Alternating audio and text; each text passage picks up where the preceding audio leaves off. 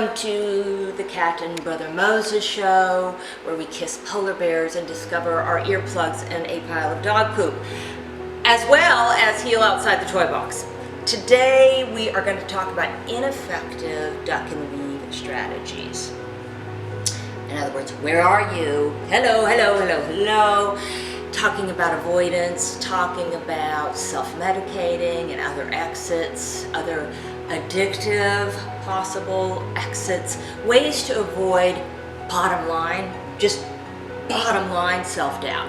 So the seeds of self-doubt are guilt and shame and other secrets, and it just erodes away at that sense of trust with yourself and being able to take a position on what you're feeling. It also, of course, interferes with establishing solid boundaries, and we're going to talk about that another time. But today I wanted to introduce you to, or re-familiarize you with, the medicine wheel. Now, surprise, surprise, it is a mandala as well. But the medicine wheel, which is a Native American tradition, has 4 directions, and every ceremonial activity you would pray to all 4 directions. So what we want to do is we're going to take this really huge big thing called avoidance, and we're going to break it down into 4 particular verticals. So you've got the mental aspect, which is associated with the north. You've got the spiritual aspect associated with the east. You've got the emotional aspect associated with the south. And you have the physical aspect associated with the west. And so we're just going to kind of start to dissect some of these patterns that may be in your life, avoidance patterns I'm speaking of, and provide some internal support so we can move you towards that place where you can reveal, where you're no longer hiding or exiting, because guess what, if you're doing that, then there's no connection. There's no intimacy, and it really feels very isolated and unhappy. So instead of kind of running away, let's gather around the medicine wheel. And you're probably wondering what this is, right? These sweet things are monkeys, and it's one of my favorite childhood toys. Barrel of monkeys, where you hook them up and hang them around and just do very interesting things. But the reason I brought it for today is that monkey on my back is actually a 1930s expression for addiction. But even in the way we use it today, it means something you just can't shake off. And so a lot of times when we're experiencing guilt, shame, the seeds of self-doubt, it's really hard to get out from underneath it.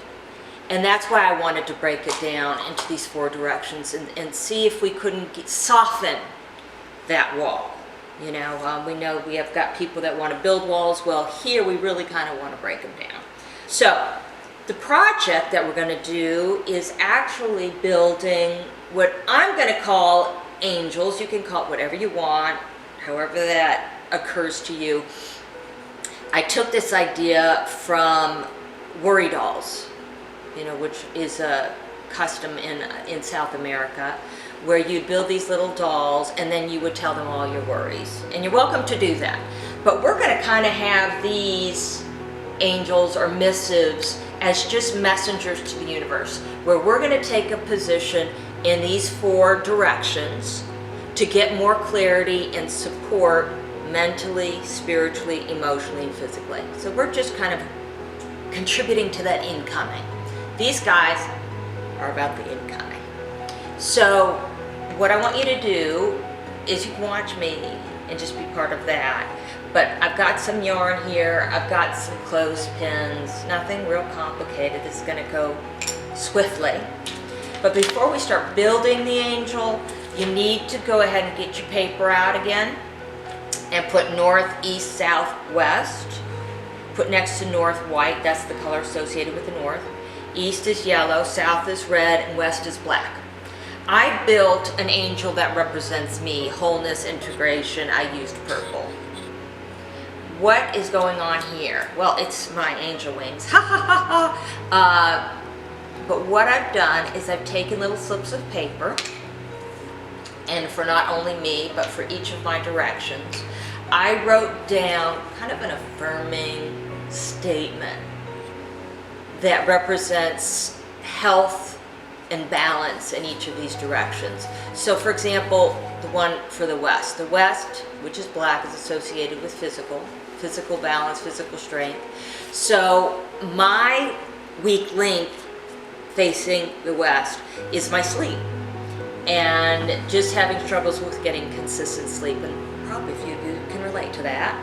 So this is what I wrote. I sleep soundly and consistently 8 hours of rejuvenating bliss each and every night. I then folded this up, you know, just folded it up, and I put it as wings inside of my clothespin. See this? And then I just folded it up like that, see that? And then all you do is you take your yarn and you begin wrapping your angel. But what I'd like you to do when you're wrapping is I want you to envision the statement as if it is true now. So I sleep 8 hours of rejuvenating, blissful sleep every night. Oh, it feels so good. I can see myself waking up and not having dark circles under my eyes. Isn't that a glorious vision?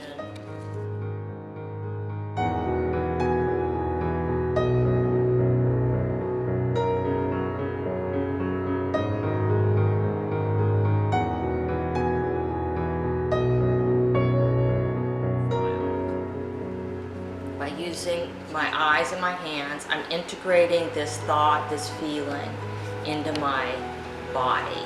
So I'm taking the information in. And it's really planting seeds in the subconscious mind, which is where all of this will begin.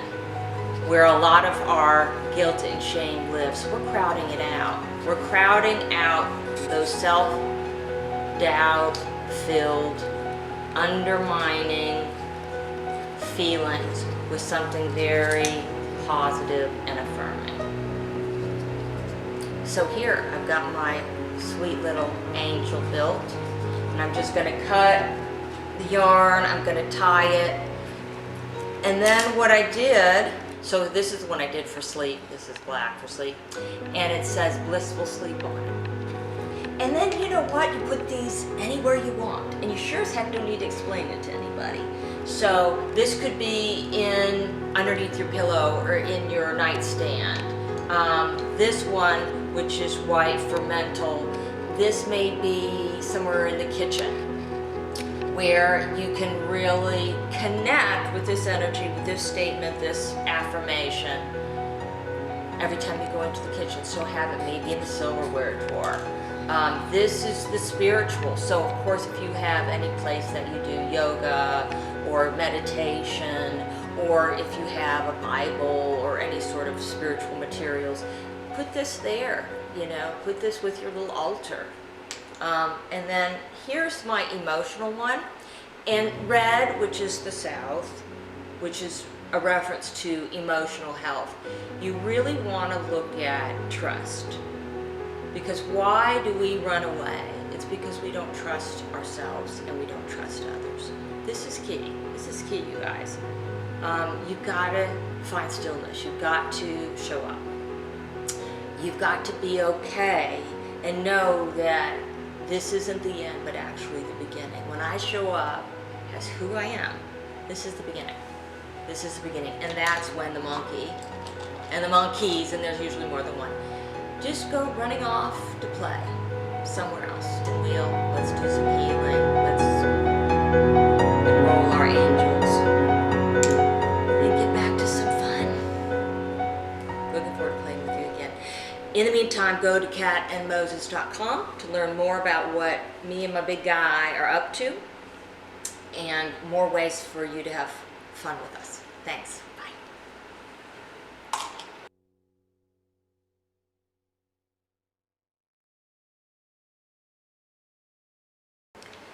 This is Ask Cat and Brother Moses. And the question for the day, I've been keeping a very personal secret from my husband, and I'm not sure if I need or should ever share it with him. Is it okay to keep secrets if they aren't harming the other person?